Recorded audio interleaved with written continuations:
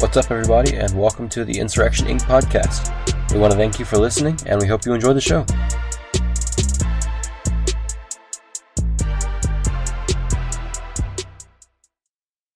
Hey guys, it's Jay. Just want to say before we start the show that remember we have a Discord now where you can come interact with us and listen in some of our shows live. The link is in all of our bios and it's going to be in the show notes page. And we are also starting up a merch store, so if you have any ideas or requests, just DM us and let us know. Enjoy the show. And we're live. Hello and welcome to the Insurrection Inc. podcast. I'm Stratty, and with me today is Jay, Menace, and Tim. And our guest today has been active in the anarchist movement since the late 1980s. He is the founder and editor of AttackTheSystem.com, which he has ran since January of 2001. He is the author of books such as Beyond the End of History, El Salvador, A War by Proxy, and Attack the System, a new anarchist perspective for the 21st century. Please join me in welcoming to the show Keith Preston. Keith, how are you this evening? I'm excellent. How are you gentlemen today? Very Can't good. complain. I'm doing quite well myself. So we wanted to open the show by asking you to explain to our listeners the ideas behind national anarchism and also pan-anarchism and pan-secessionism, if you will. Okay, well, those are three separate but somewhat related concepts. Now, national anarchism is something I can't take any credit for. That was a concept that developed back in the 1990s in Europe. And it was developed by several people who were sort of developing the same ideas at the same time. Troy Southgate in England was one, Peter Topfer in Germany, Hans Kahni in France. And this was an idea that was in turn rooted in some older thinkers that had lived during previous decades and throughout the 20th century. For example, there was a group in England called the Black Ram Group or something like that was sort of a prototypical national anarchist group. And then there was a fellow named Helmut Franke, a German that lived, I believe, back in the 1920s that had some similar ideas. But the idea behind national anarchism was that it was originally intended to be sort of a form of anarchism that had opposition to the impact of globalization as its primary focus, and opposed to the homogenization of culture on a global scale through Americanization and globalization and cultural imperialism and things like that. For instance, I remember hearing a lecture by a national anarchist once, a fellow by the name of Velf Herfurth, a friend of mine, and he was talking about how he had traveled to something like 100 countries, during the course of his life, and he started to notice over time that everything was becoming increasingly Americanized. For example, if you go to Saigon, you see McDonald's everywhere, you see little kids doing rapper hand signs on the street. So this kind of cultural homogenization was starting to develop as a result of globalization, and national anarchism developed in part in reaction against that, and also as a means of sort of preserving folkish ways of life and ways of life that are perhaps more traditional. And national anarchism, though, I think is sort of a multi-layered philosophy in the sense that at the meta level, it's kind of like panarchism or something like that, where it's about a proliferation of an infinite number of communities and associations reflecting whatever kind of identity or practices the individuals involved are interested in. And then at a sort of an intermediary level, it's more like the kind of folkish anarchism that was developed by Gustav Landauer. Gustav Landauer was an anarcho-communist that lived in Germany roughly during the World War I era. In fact, he was killed in the German Revolution of 1919. He was shot by the Free Corps. But the idea of different communities, regions, localities, things like that, having a fairly distinctive identity unto themselves. For example, Gustav Landauer used to say that he was a German by nationality, he was a Bavarian by region, he was a Jew by ethnicity, and things like that. So national anarchism is a type of anarchism that's interested in anti-globalization with an emphasis less on economics, in the same way as, say, the anarcho-communist or the anarcho-capitalist or the anarcho-syndicalist, and more oriented towards things like culture and art and spirituality and ethnicity and also ecology and things of that nature. That's national anarchism. Pan-anarchism is a term that I use that's sort of a very loose umbrella term for all the different kinds of hyphenated anarchism. Another word that I've used in the past is anarcho-pluralism as well. I didn't invent that term. It was actually given to me by an elderly anarchist that I met in way back in the 1980s, a fellow by the name of Sam Dolgoff. He had been involved in the classical anarchist movement way back in the early 20th century. And by this time, he was already in his 90s, but he used to refer to himself as an anarcho-pluralist. But the concept of pan-anarchism is sort of an umbrella for all the different hyphenated forms of anarchism. And I just mentioned a few of them: anarcho-syndicalism, anarcho-communism, national anarchism, anarcho-capitalism, and nowadays you have many others. You have anarcho-transhumanism and anarcho-primitivism and green anarchism and transgender anarchism and all kinds of things. And so it's an umbrella for that, and then all of these cousin ideologies. As long as I've been interested in anarchism, I've always noticed that there were a lot of ideological currents that were very similar to anarchism in many ways, even if they don't call themselves that. There are certain forms of socialism that are overlap with anarchism. There's certain forms of utopianism, certain forms of liberalism and libertarianism.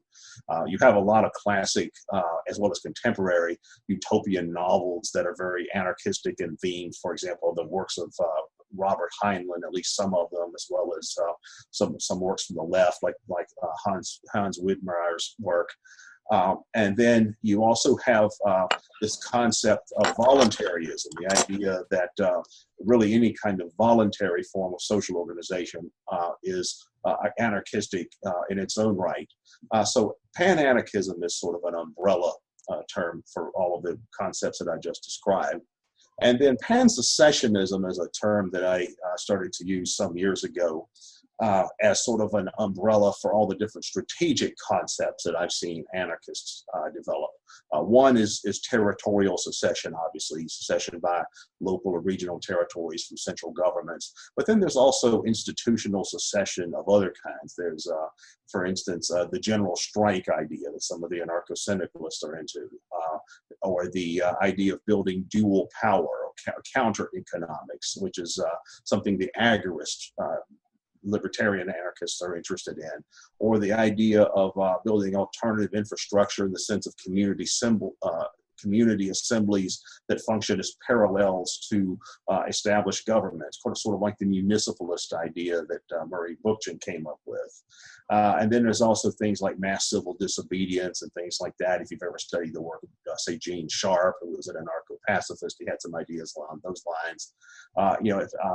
Pan-secessionism could also involve the creation of alternative infrastructure for the purpose of seceding from existing institutions or state-run institutions for the purpose of building alternatives, for example, worker cooperatives or mutual banks or health cooperatives or all kinds of things of that nature. So pan-secessionism is an umbrella concept for that. All right.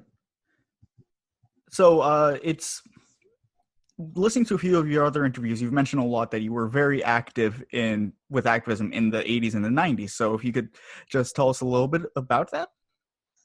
In the 1980s, I was involved in the radical left. And the 80s was an interesting time because it was a time when political conservatism was very much in vogue. Ronald Reagan was the president. The Cold War was still going on. You had groups from the right, like, say, the Moral Majority or the Religious Right and stuff like that were very influential. I'd argue that the culture has changed quite a bit since then in the United States. But I was started off as sort of a radical left-wing activist. And one thing that I was very interested in was the war in Central America that was going on at the time. At the time, there was a series of civil wars that were going on a parallel basis in a number of Latin American countries. In Central America, it was in Nicaragua and Honduras and El Salvador and Guatemala. And you had similar situations going on in South America itself, in Colombia and Peru and some other places. But I was very much opposed to American foreign policy in Central and South America, which I viewed more or less as the Vietnam of my generation, which is the 80s generation as opposed to the 60s generation. But it was a very similar situation. It wasn't quite as massive as what the Vietnam War had been. There was never 500,000 American troops in Central and South America. But it was sort of a minor league version of Vietnam. And I think if it hadn't been for the success of the anti-Vietnam War movement a couple of decades earlier, Central America in the 80s would have been like Vietnam. But fortunately it wasn't. But I was involved in the opposition to the war in Central America. And through that, I became interested in different radical ideologies, all the different types of alternative political philosophies that people were into, whether it's Marxism or whatever. And I was always opposed to communism, that is, Marxism, Leninism, or Bolshevism, things like that. I mean, I knew enough about the Soviet Union and the history of all that to know that's not something I wanted to be. So I became interested in anarchism instead. And so I've always really been an anarchist. I mean, I've never really been anything else. I've always been an anarchist as long as I've had any ideological inclinations of my own. And during that time, I started familiarizing myself with anarchist history, just by reading about it in the encyclopedia. And there was no internet back then. If you went to the library, though, if you went to a university library, you could find in the HX 833 section, you could find quite a bit of information about anarchism. So that was one way in which I educated myself on anarchist history and theory. And then I was also very interested in countercultural stuff. I used to read a lot of countercultural magazines that were around, and I was interested in countercultural music and all of that kind of stuff. And I was read up quite a bit on the counterculture and the protest movements of the 60s and all of that, as well as earlier generations of radicalism. So that was sort of the foundation of how I started to develop a lot of my ideas. But back in those days, I was a fairly conventional radical left type of activist. I used to belong to the IWW, the Industrial Workers of the World, and Anarcho-Syndicalist group, which is still around. I think they've been around for something like 115 years or something now. And I also used to belong to the IWA, which was I belonged to the American section of that, which is the International Workers Association, which is the same one that includes the CNT of Spanish Civil War fame, the Anarcho-Syndicalist Federation from the Spanish Civil War. So that's how I started out in those years. And then over time, I started becoming interested in a much wider variety of ideas and philosophies. I started becoming interested in libertarianism, for example, and anarcho-capitalism and Murray Rothbard and all the different thinkers within that tradition. It doesn't mean I absorbed all of their ideas completely, but it does mean that I became interested in that tradition as well as looking at thinkers from the right, for example, critics of modernity and things like that. And in fact, I even wrote a book once called Thinkers Against Modernity, where I actually it was a series of biographical sketches of thinkers from the right, as well as other thinkers from the left. I still, even today, there are quite a few commentators as contemporary commentators, as well as past thinkers from the left that I follow quite a bit. So, and over time, I started developing a very eclectic political outlook, but always with this same kind of anarchist foundation. And that's really how Attack the System developed. Attack the System started about 20 years ago, and the purpose of it was to create this kind of an umbrella project for all of these different kinds of anarchist philosophies and cousin ideologies and currents that sort of feed into the anarchist tradition. Yeah, I would go ahead and ask a question as well. So you already mentioned that you started to learn about anarcho-capitalism a few years back. So what are your thoughts on it, and maybe also on agorism and its thinkers? Oh, your question is, what are my thoughts on agorism? On agorism and on anarcho-capitalism just in general, and also when it comes to the thinkers of those two ideologies. Yeah, anarcho-capitalism, I first heard of in the 80s sometime, because I would find these books that were compilations of the works of different anarchist writers, and included in that sometime would be someone like Murray Rothbard. And I would think, well, this is interesting, anarcho-capitalism, because most anarchists were anti-capitalist. And I would think, well, this is interesting that there's a capitalist anarchism as well. So I got interested in trying to find out more about what that was about. And I found it really interesting. I found the theory behind it really interesting. One, you mentioned what thinkers I took a look at. There were a lot of them, but David Friedman, who was the son of Milton Friedman, the famous economist. He had a book that was published back in the 70s called The Machinery of Freedom that I thought was interesting because it really outlines this very comprehensive theoretical model of how anarcho-capitalism might work in practice. And then there's some other classic works of that type as well. There's one by Morris and Linda Tannehill called The Market for Liberty. In fact, I was in Mexico a few years ago, and I met a gentleman from Argentina who had recently translated that into Spanish, and he was distributing it in throughout, because he was traveled quite a bit for his work throughout Latin America, and he was distributing that in different places that he would go in. He had the Spanish language version. So yeah, I found anarcho-capitalism to be very interesting in a theoretical perspective.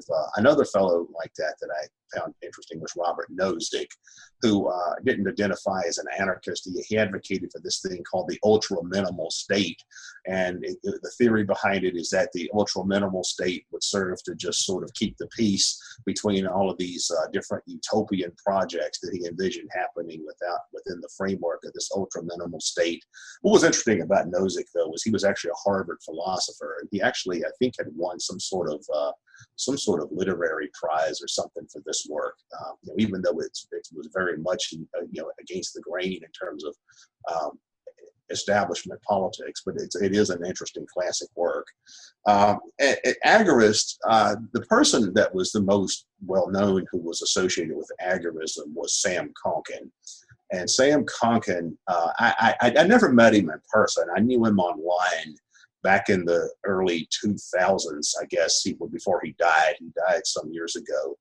But he had an interesting idea as well, which was agorism was largely this idea of counter-economics, which is you subvert the state through the creation of an alternative economic infrastructure that is in opposition to the state's structures. For example, alternative money, alternative currency, and things like that, or black market businesses or red market businesses, all these different kinds of things. So that's another interesting tradition, I think, within the anarcho-capitalist tradition. Agorism and anarcho-capitalism overlap quite a bit. I think agorism is in many ways a more radical version of anarcho-capitalism. I wanted to ask, what are your thoughts on Walter Block? We've had him on the show, and I think he's someone who gets a lot of people to the ANCAP side these days. So I was curious to see if you had any thoughts on him. Yeah, what did you just say about him? I know who he is, but you said he's something that gets a lot of people. As of today, I think he gets a lot of young people our age to the ANCAP side of things. Yeah, I met Walter Block once a few years ago at a libertarian gathering. Really interesting fellow. His book, Defending the Undefendable, I always thought that was an interesting work because he really goes into a lot of detail, making this kind of anarcho-capitalist argument in favor of all these different categories of people that are generally disliked by the rest of society, which I always think is an interesting way to approach things. Anarcho-capital. Well, his version of anarcho-capitalism is interesting because I remember during my conversation with him, I was asking him about some of the things of his that I had read, and one thing that he said somewhere that I had read was that he said that anarcho-capitalism in practice does not necessarily have to be capitalism in any conventional sense.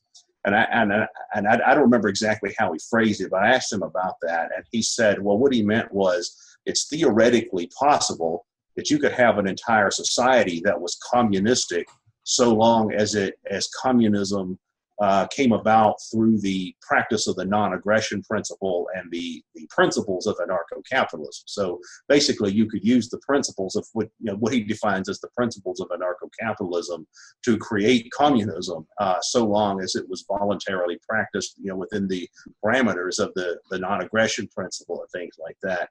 Or he said there could be, there could be, voluntary. For virtually anything, voluntary slavery, voluntary, like because he wrote an essay some years ago. In fact, it's probably a fairly old essay by now, and he was talking about the idea of voluntary Nazism. He was saying, well, there's really nothing wrong with uniforms and songs and stuff like that from a libertarian perspective. It's the coercive element that's wrong. And he said that he was at some conference once where some neo-Nazi infiltrators came in or something, and he told this neo-Nazi guy, he says, look, any Jewish person you can persuade to voluntarily go to a concentration camp, fine, and Walter says, I say this as a Jewish person. It's So yeah, he's known for that kind of stuff, though. He's known for really taking the libertarian theoretical framework and really pushing it way out into this kind of far out sector. The other day, me and Stratty were talking, and he brought up the concept of the anarch that you mentioned in your book. What was it? The book? Let's see if I can find it somewhere. Attack the State or system, whatever it was. System. But you mentioned the concept of the anarch, and I believe it was thought up by Ernst Jünger in one of his books. Obviously, you're a whole lot smarter than all of us combined. Do you think you could elaborate on that subject? Because I want to read Ernst Jünger's book, but I just haven't gotten around to it yet. Well, that was in Ernst Jünger's, one of his later books. He published a book back in 1977 called Jungswell, which is a German word, but it's a sort of a futuristic dystopian novel about a future society that's ruled by these different tyrannies. But it's about this character who thinks of himself as an anarch. And in the book, he actually does things like he brings up these holographic images of anarchists from the 19th century and 20th century, and has them talking about anarchy and stuff like that. But he has this idea called the anarch, which isn't really the same thing as an anarchist in the sense of somebody who's actively opposed to the state. It's more of a mental concept. It's more this idea of one simply renounces consent with any kind of institutional authority they may be surrounded by. They don't necessarily oppose it actively. They just in sort of a mental condition. It's very similar, I guess, to Zen Buddhism or something like that. He actually studied Ernst Jünger actually studied Eastern philosophy, so I'm sure he was influenced by some of that. But he also seems to have been strongly influenced by Max Stirner as well. In fact, I think he even references Max Stirner in the novel. But the idea, though, is an anarch is somebody who is internally self-governing. They don't really have any external loyalties to the institutional powers that they are part of. One aside to that is Ernst Jünger actually lived through the Third Reich. Of course, he was a German, and he lived under the Third Reich when that was in power. In fact, he was actually in the Wehrmacht at one point, as were plenty of German men during that time period. But he was a well-known writer even before the Third Reich. He was a World War I veteran, and he published a classic work. It's really a classic set of war diaries called Storm of Steel. And he became famous for that during the Weimar period in Germany. So he was actually popular, including with a lot of Nazis who tried to co-opt his work, which he refused to do. But when he was living under the Third Reich, he published a book, and I wish I could remember the name of it. It was something about the Marble Cliff. The Marble Cliffs is somehow in the title, but I can't remember the rest of the title. But it's also about this futuristic dystopian society, and it's clear that he's writing about the society that he lives in, which is the Third Reich, but he's writing in code. So he doesn't really criticize the actual state by name, but if you look at the characters and stuff in it, you see one that's very similar to Joseph Goebbels and that kind of stuff. So he's, and in fact, he was threatened in the Nazi press over that. The Nazi newspaper came out and denounced the book and said he was flirting with a bullet to the head. So they basically publicly threatened him over this book.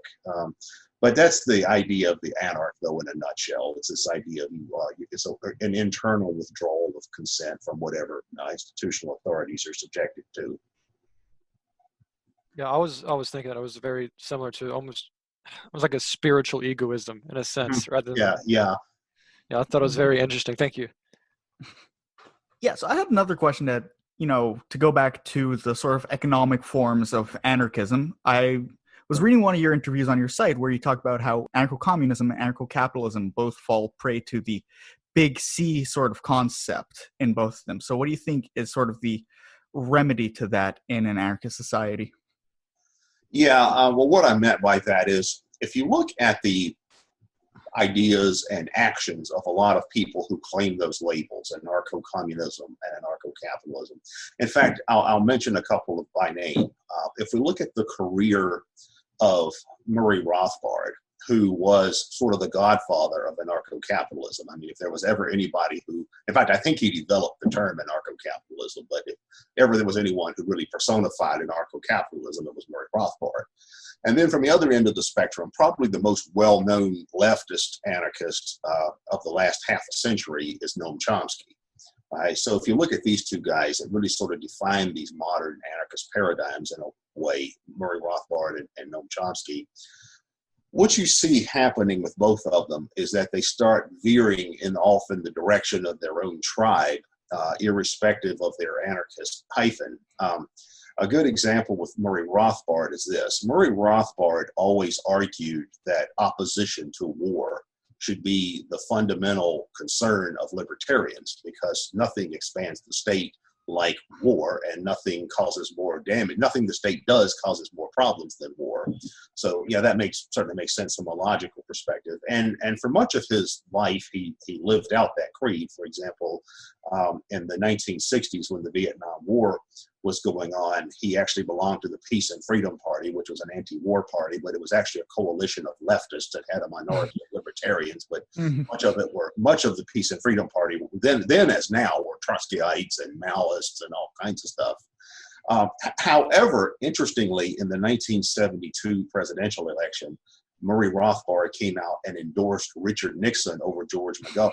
Right? So McGovern was the anti-war candidate, whereas Richard Nixon was the guy who had expanded the Vietnam War into Cambodia and all of that. And here's Murray Rothbard, who says war should be the primary concern of libertarians, endorsing Nixon over McGovern because Nixon is supposedly more free market than the supposedly socialistic George McGovern, which is, both of those labels were dubious in that concept. I mean, George McGovern was just a liberal, not a socialist, and Nixon was not a free market person at all. He was a Keynesian. But you see Rothbard eventually deviating in favor of his own, Republican tribe or whatever. And Noam Chomsky has done the same thing. I know when Ron Paul was trying to, I don't believe in electoral politics, and that's not anything I really, care about, but just I'm using these as illustrations of a wider point. When Ron Paul was running for the presidency the first time in 2008, Noam Chomsky expressed a range of objections to Ron Paul, and they were things like Ron Paul was opposed to the United Nations, or Ron Paul was opposed to the welfare state and stuff like that.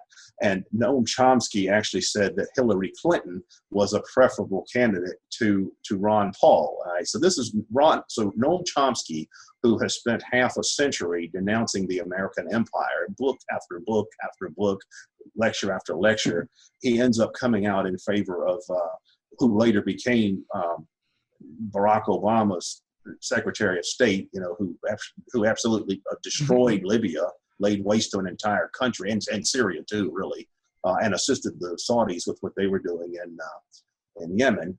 Noam Chomsky ends up endorsing her over Ron Paul, a kind of a pacifist libertarian. So I think that the point there is that people, even a lot of people who claim the anarchist label, they tend to deviate in favor of whatever tribal associations they have, whether it's Murray Rothbard, who was always a free market, he used to call himself a right-wing liberal and that kind of stuff, like a classical liberal, or Noam Chomsky, who's ultimately his loyalty is to the progressive tribe or the socialist tribe or something like that.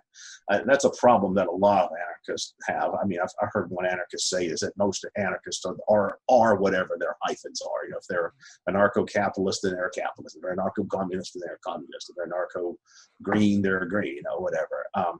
And the issue there with the economics is when it comes to organizational structures and institutional structures, how do you keep anarcho-communism from becoming capital C communism, Bolshevism, this kind of bureaucratized state system? Or parallel to that, how would you prevent anarcho-capitalism from becoming the kind of plutocracy that you see state capitalism being? Or how do you keep that from becoming a state? And I think that the solution to that is some kind of middle ground. I think the idea on one hand that thinkers like Kevin Carson, if you're familiar with the work of Kevin Carson, he's an amateur economist, but written some fairly interesting stuff on economics, where he talks about the idea of, on one hand, you have a market economy in the sense you've got lots of small traders and small businesses and cooperatives and entrepreneurs and things like that. But then you also have industrial systems and that are operated more as cooperatives, that are operated on a more democratic basis, on a more decentralized basis. And the idea is whatever kind of economic institutions you have, you want to prevent power from becoming concentrated. You want to prevent control over resources from becoming concentrated, because that's how you get the state. I mean, that's what the function of the state is. The function of the state is to monopolize territory and resources and exploit subjects and expand its own realm of power and so forth. That's what the state does. It's kind of like the mafia. That's what they do. And I think related to that is another problem, and that is I think anarcho-capitalists and libertarians generally, and the leftist anarchists, the anarcho-communists, I think socialists generally, have a limited definition, an overly limited definition of what the state is or what the ruling class is. Like if you listen to the Marxists, they talk about the ruling class, the ruling class, the ruling class. But the ruling class is more than those who control the means of production.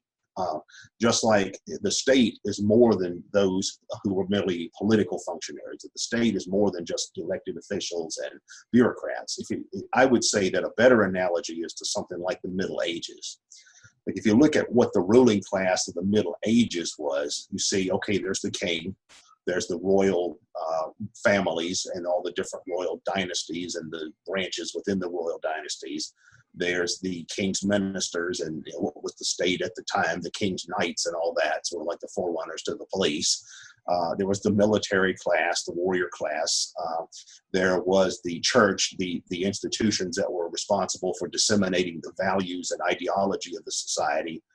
And then there was the economic elites, which would have been the aristocracy and the nobility and the gentry and the lords and barons and all that kind of stuff. And then you had the guilds that were these monopolistic trade associations, right? Well, all of that collectively was the ruling class at the time. Now, there were plenty of disputes within the ruling class. There were plenty of kings and popes who hated each other's guts, and there were rival kings, and there were rivalries within royal dynasties. There were rivalries within royal families. The Medici, which was the royal family of southern Italy, they used to bump each other off, in assassination attempts. They were like the mafia. And there were rivalries between aristocrats, between the aristocrats and the crown, between the different layers of the aristocracy, the nobility and the gentry, which all that had to do with what kind of titles they had and how much land they controlled and how many serfs and peasants they had and all that kind of stuff. But all of this collectively was still the ruling class. And we see parallels to that in modern societies. We've got the state, the political government, the politicians, the bureaucrats, the different agencies and bureaus, and all the different alphabet soup agencies you see, for example, in the U.S. federal government, the FBI, CIA, DEA, and DIA, and ATF, and many, many, many others. You've got the whole national security apparatus, the military-industrial complex, what some people call the deep state. You've got institutions that disseminate the ideology of the wider society, which would be the media, the educational system, and really the ideas industries on a wider level, like public relations and advertising and all of that. If you look at all the different ideas industries, you see that there tends to be a fairly common value system that runs through all of that I think reflects the values of a particular sector of society. And then maybe on the far right end of the spectrum, you see these clerical oligarchs that are connected to the Republican Party, like the John Hagees and Pat Robertsons and Jerry Falwells and characters like that. And then you also see all sorts of organizations and associations that could be considered the equivalent of the modern monopolistic guilds. That is, they work to exercise a monopoly over particular industries and occupations. Like the medical industry is one, the scientific industry is one. I've heard some people refer to the medical profession as the white coat priesthood, because they have these powers that, from supposedly from their expertise, for example, to prescribe drugs and stuff like that. The same way that the priest had special rights and that kind of stuff in the Middle Ages. But all of these things collectively, whether it's big capital or big banking or the media, the military-industrial complex, or the political government, or the police, or the deep state, or the ideas industries, all of these things collectively really are the ruling class of a modern society. And if you look at a modern society like our own, if you look at a medieval society, you can see parallels. You see a lot of important differences, obviously, but you see a lot of parallels in terms of the structure of the ruling class. And yes, within the ruling class, you have people who don't like each other. You have individual politicians who hate each other's guts, and you have institutional rivalries. For instance, take something like healthcare reform. That's a big issue in our society. All right, you have on one hand the conservatives and mainstream libertarians who want everything to be run by corporations. You've got the socialists and liberals who want everything to be run by the government. All right, well, that's kind of like, say, in the Middle Ages, if we had peasants in the Middle Ages talking about healthcare reform, not that they had healthcare in the Middle Ages, but if they had, you might have peasants saying, well, I think the aristocratic manners, the feudal manners should run the healthcare system, and other folks might say, oh no, the king's ministries should run the healthcare system, and then somebody else might come along and say, oh no, the church and its monasteries should run the healthcare system. Well, obviously the answer would be, who wants any of that stuff running the healthcare system? None of it's particularly reliable. And we see, so that's the kind of parallels we see today. And we also see rivalries between corporations and the government. We see rivalries within different sectors of the government. I came across a case once where the DEA and the Customs Service, which was a forerunner to what is now called ICE, at one point back in the late 1980s, there was a near shootout between the DEA and ICE. Well, what was the Customs Service, which was the forerunner to ICE. There was a near shootout over who was going to get credit for seizing a shipment of cocaine. Both wanted the credit for it, and they ended up drawing their guns on each other. Over who's going to get credit for this drug bust. Just like you might have different factions of the King's Knights from the Middle Ages getting into a skirmish over who's going to get credit for taking down this enemy castle or something like that. So that's, I think, what we need to focus on when we think about the ruling class of the state. I think when I hear people from the right talk about, oh, we're against big government, well, their definition of what big government is very, very narrow. And when we hear people from the left say, well, it's corporations are worse than the government. I've had people from the left tell me that, well, corporations are actually worse than the government. I'm like, and I always think, well, who do you think runs the government? You think it's you? The corporations are the government. They're all intertwined as part of the same system. So the big question for us anarchists is, how do we go about decentralizing power? How do we go about preventing concentrations of economic power, whether into the hands of plutocrats or statocrats or whatever? I think it's funny to bring up that DA and the customs enforcement thing, because you do see similar articles now coming out, like Pentagon forces fighting Department of Defense forces in Syria, like the rebel groups that they all fund fighting each other. So it's funny that it still happens and people can't really see that. Mm-hmm. Yeah, I'm familiar with the situation you just described. Yeah, in Syria, you're right. There was one group that was funded by the CIA, and one group that the Pentagon was backing. And these are two insurgent groups, and both of which were Salafist groups, which means they had basically the same Al-Qaeda ideology as Al-Qaeda. And then they were fighting each other, even though one's being funded by one sector of the American military-industrial complex and another by another sector. Yeah. All right. Stratty, you had something, right? Yeah, I wanted You good there, buddy? to ask, because all left-right unity, anarchist unity, and that is a big subject of debate between the hosts of this podcast. So I wanted to ask, because this is basically our problem with it, or some of the hosts' problem with it. We just noticed that anarchists on the left, no matter how much we're willing to work with them and put, like you said, the economics aside and just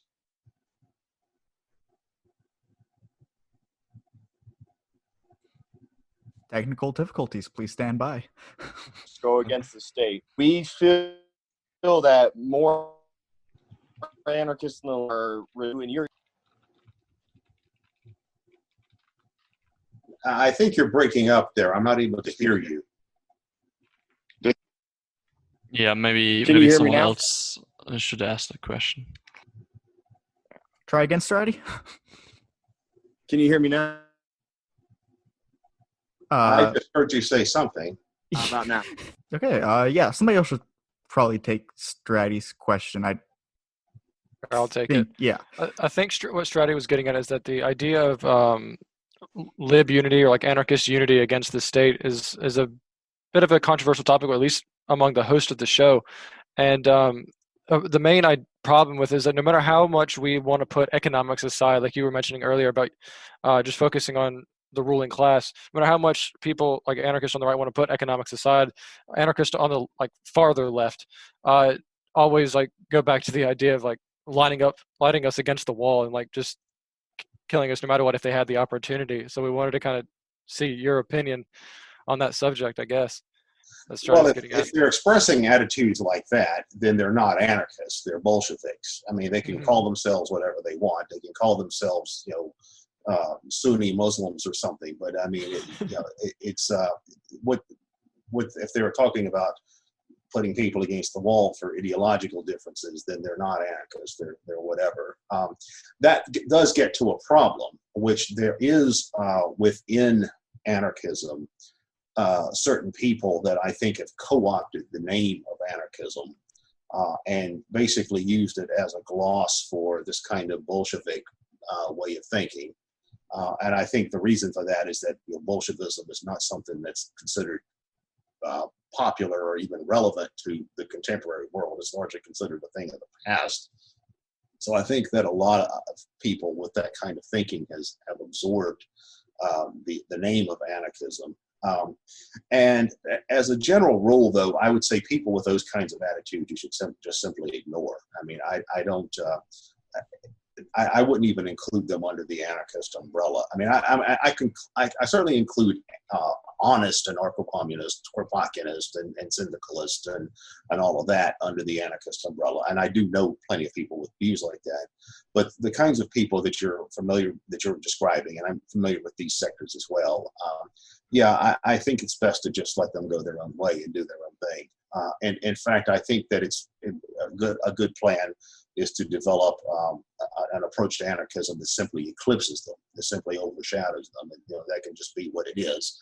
That is, on the margins within anarchism, you can have this group of sociopaths who want to, say they want to put people up against the wall and shoot them for having different ideas. But there are people who are who are interested in anarcho-communism and anarcho-syndicalism and in leftist anarchism who don't think in that matter. I think it's just that you have people who get a lot of attention because they're very loud and they have a presence on the internet and things like that. But that's when I talk about unity among anarchists. If there's going to be unity among anarchists, I mean, you certainly can't have attitudes like that being a part of it. Otherwise, it's become self-defeating. You know, I would say that any kind of voluntary form of anarchism, any way of life generally that people choose voluntarily for themselves is compatible, at least to some degree, with the anarchist paradigm. And that's more what I talk about when I talk about the concept of pan-anarchism. And there are always going to be people who don't agree with, by the way, with the kinds of ideas that I express. And I've come across anarchists from the right as well who say, well, no, I don't want anything to do with this, that, or the other thing. I'm just into what I'm into, and that's fine. I mean, there's always going to be people like that. It's no different than churches. I mean, no matter how ecumenical you try to make your church, there's always going to be. I mean, I'm not a church person. I'm actually an atheist, but I'm using this as an analogy. No matter how ecumenical you make your church, there's always going to be sectarians who say, no, I don't want anything to do with these other people, and you just have to let people like that be. All right. Yeah, that's very fair. It definitely, those people that on both sides that say they don't want anything to do with it, they really should just be ignored. I have another question. Considering this utopia where we have like different communities with different values and all that sort of things, how would a law system work between those communities? Like a lot of statists are criticizing anarchists and especially anarcho-capitalists for not being able to to have like a functioning law system. So obviously there are like different approaches on how it should work. Like especially, I think anarcho-communists have like another approach than anarcho-capitalists, obviously. So how would that function? Well, there's a lot of actual prototypes for that historically. I was just talking about the Middle Ages. In the Middle Ages, you actually had what were called polycentric legal systems.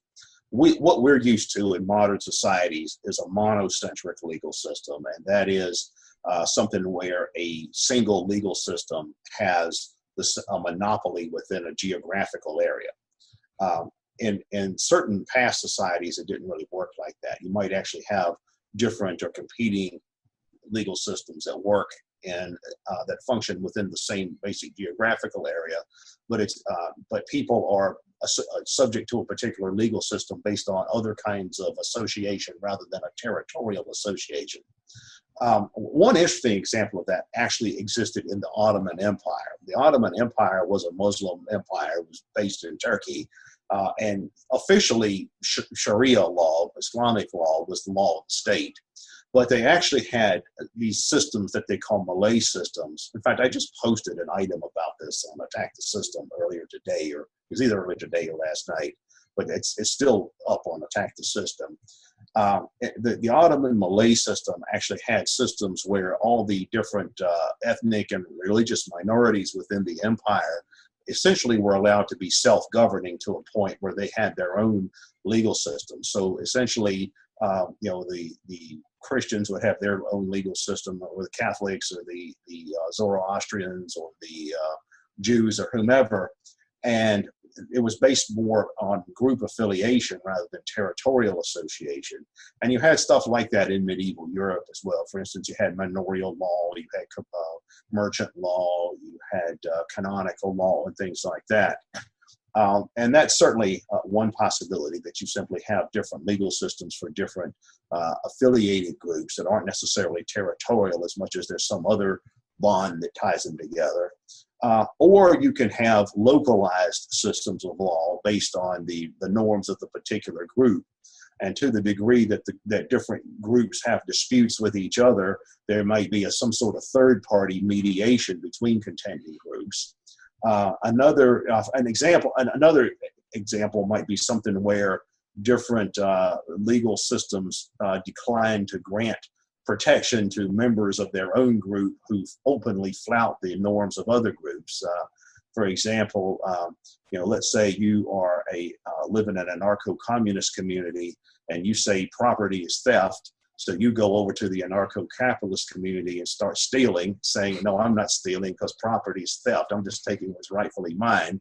Okay, well, if the anarcho-capitalist community says you can't do that, well, then your own anarcho-communist community, they might decline to come to your rescue by saying, well, look, you went over there and openly flouted their norms and basically gave them the finger. And so you're on your own with that. Or cultural norms or whatever, if the guy from the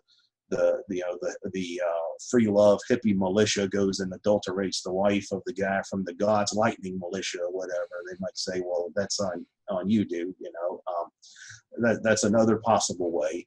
But I don't think that this is a particularly difficult problem at all. I mean, you simply have potential. You can either handle questions like this on a basis of territorial separation, where, in Sparta, they do what Spartans do, and in Athens, they do what Athenians do. Or it could be a more polycentric legal system like the Malay system, which is where your legal system is structured on the basis of some other kind of affiliation besides a territorial affiliation. I wanted to ask you, because this is something that interests me just looking at the world today. What do you think will be the future conflicts of the world with the geopolitics and the conflicts that we have today currently? Yeah, that's important. I think international relations and geopolitics is really the most important issue out there, because it really shapes the course of the future evolution of humanity. But as we know, for the last 75 years, the United States has simply ruled the world as a world empire. I mean, that's really how it's worked. A good way to look at the reach that in fact, a lot of Americans, I don't know if all of you guys are Americans or not, but a lot of Americans have no clue as to how far-reaching the power of the American empire is. But a good way to look at it is, theoretically, formally, there's about 200 sovereign countries in the world today. 192, something like that. I think the United Nations recognizes something like 192, 193 sovereign countries, including Vatican City and Monaco and places like that. But if we look at the reach of the American empire, the United States has a military presence in about 150 countries. I mean, the United States either has military bases or is waging war or engaged in counterterrorism or counterinsurgency efforts. Or something of that nature in about 150 countries. So the United States is essentially controlling the politics of about 3/4 of the world's countries. So it's kind of like, let's say in the United States, in addition to our 50 states, we had another, say, 150 states spread out around the world. We had 40 more states in Europe and a few dozen more in East Asia and a few dozen more in Latin America and some more in Africa or whatever, and some more in the Middle East and the Gulf and all of that. That's really only a slight exaggeration when we talk about the expansive power of the American empire worldwide. We have to remember that after World War II, the United States literally controlled 50% of the world's economy, because virtually everywhere else had been wiped out in the war, or else it was still in a pre-industrial state. Right? So that's the reach of the American empire. And then post-Cold War, we see that the power of the American empire has become even more pervasive, because the globalization has expanded into what was once the Iron Curtain and all of that kind of stuff, into Eastern Europe and even to some degree in Russia, and also in China as well. We see in China, starting in the late 1970s, we see China started opening its internal economy to Western capital, and the United States has largely utilized China as a kind of economic colony that provides cheap labor and cheap loans and things like that, and which I also think is a test market for various forms of state repression, like this social credit system and facial recognition technology and the use of artificial intelligence and things like that as a surveillance and social control mechanism. But really, that's what the world order has been for decades. It's been this global American empire. really with the United States controlling the politics of about 3/4 of the world's countries, and the other countries would be mostly the continental Asian countries. That's Russia, China, India, places like that, who are way behind the United States in terms of their development and things of that nature. I mean, what's important about them is that they have nuclear weapons, which means they're impervious to invasion. But that's about as far as it goes. They're not real. They're not genuine competitors to the United States.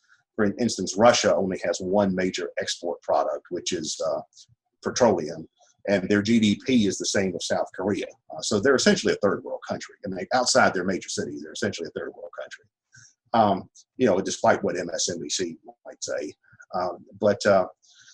So that's the world order as it exists. Now, like all empires, the American empire is in the process of overextending itself. And when empires overextend themselves, they start to crack. And we saw the Romans do that. We saw the old European colonial empires, the British, the Spanish, the French, the Dutch, the Germans, they all did that. And now the American empire is starting to overextend itself to the point where it's starting to crack as well. Now, that doesn't mean it's going to collapse overnight. I think instead it's probably just going to continue to slowly recede. And what we're going to see is, I think in the future, the United States will try to maintain its empire by being less openly bellicose in the same way that, say, it was during the Ronald Reagan years or during the George W. Bush years, where the American empire said, well, we're just going to invade countries because that's just what we like to do. I think it's going to be more of trying to put on a facade of multilateralism. So it's going to be a kind of unipolarity that they're trying to maintain that has a facade of multilateralism, where they're trying to work more through the United Nations and through international institutions like the World Bank and World Trade Organization and IMF and that kind of stuff.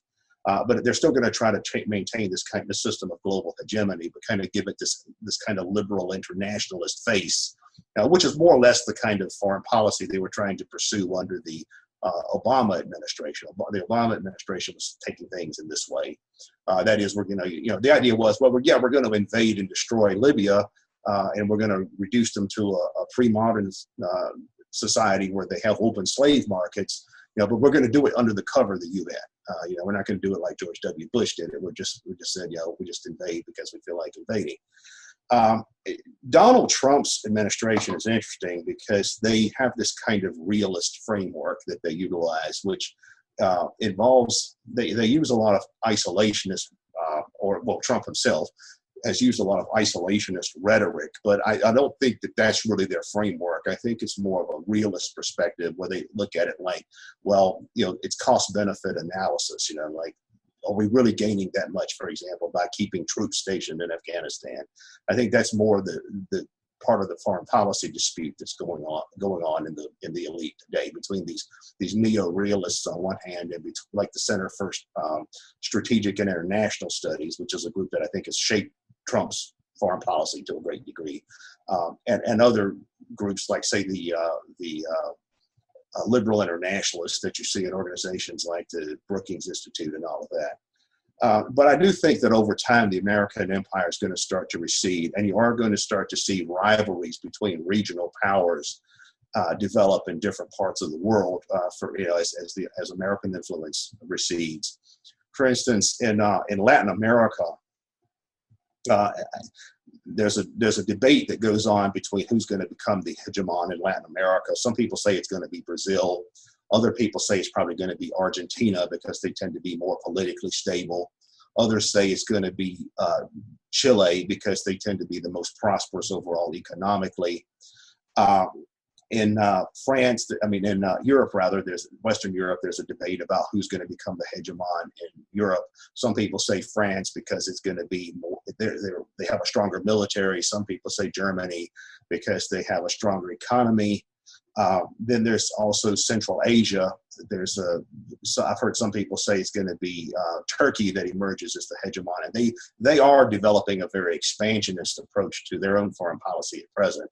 Others say it's going to be Russia. then in the Middle East, it's obvious what's happening. You have the rivalry between the Shia bloc and the Sunni bloc, and you have the Iranians leading the Shia bloc and the Saudis leading the Sunni bloc. And then they each have their networks of alliances. You know, the Saudis are aligned with Israel at this point, and with the Israelis and the Saudis. And the Saudi alliances includes the wider Gulf state region, all of the Gulf cooperation countries, the UAE and all of that. But what they try to do basically is just spread chaos throughout the Middle East, because they look at it like they don't want any other hegemonic powers or regional powers to emerge that can rival them. So they want to just create chaos and have warfare going on between tribes everywhere. That's the Saudi and Israeli approach to foreign policy. The Iranian approach is they've tried to build a network of allies throughout the region, basically against the Saudis and by extension against the Americans, because the Americans bankroll the Saudis. And that includes what they call the axis of resistance, which is Iran and Syria and Lebanon, and then the Hezbollah in southern Lebanon, and then the Houthi rebel force that are fighting the Saudis in Yemen, and some other groups as well. The Hamas are actually Sunnis, but they're aligned with Iran because of the Israel's tactical alliance with Saudi Arabia. So that's clearly how the rivalry is going to continue to play out for a while in the Middle East. And in East Asia, of course, you have the big question of, if American power recedes in East Asia, what's going to happen with China, and then who is going to emerge as a competitor to China? China has the problem of not being able to project naval power in an extensive way, whereas Japan still actually has a pretty good navy, even though they're not the world power that they once were. So it's possible that if American power recedes, we'll see a resurgent Japan, I think, in East Asia as well. Then there's the question of, where are the different states in the Pacific Rim, where are they going to give their loyalty? Are they going to be loyal to Japan? Are they going to try to form an alliance with China? For example, places like South Korea, Taiwan, Singapore, Malaysia, Indonesia, and of course Australia and New Zealand. My guess is that all of those would probably come under some sort of umbrella where they were de facto aligned with Japan if China really tried to exercise its muscle in the region. And of course, in South Asia, too, you've got the ongoing rivalry between India and Pakistan, which is important because they're both nuclear powers. So that's generally how I think it's going to play out as far as when American power recedes. Well, thank you. That was a great answer, and a lot more than I actually bargained for. So thanks for that. Well, you gave us an hour, so I'll go ahead and let you go. But before you go, I want to say we hope to have you back. I want to also recommend to all of our listeners to read attackthesystem.com and also the book Attack the System, New Anarchist Perspective for the 21st Century. I've been reading that for the last week, and it's definitely been one of the most enlightening books I've read, and definitely kind of gives me a little more optimism about being an anarchist. So thank you for your time, Mr. Preston, and like I said, hope to have you back. All right. Thank you.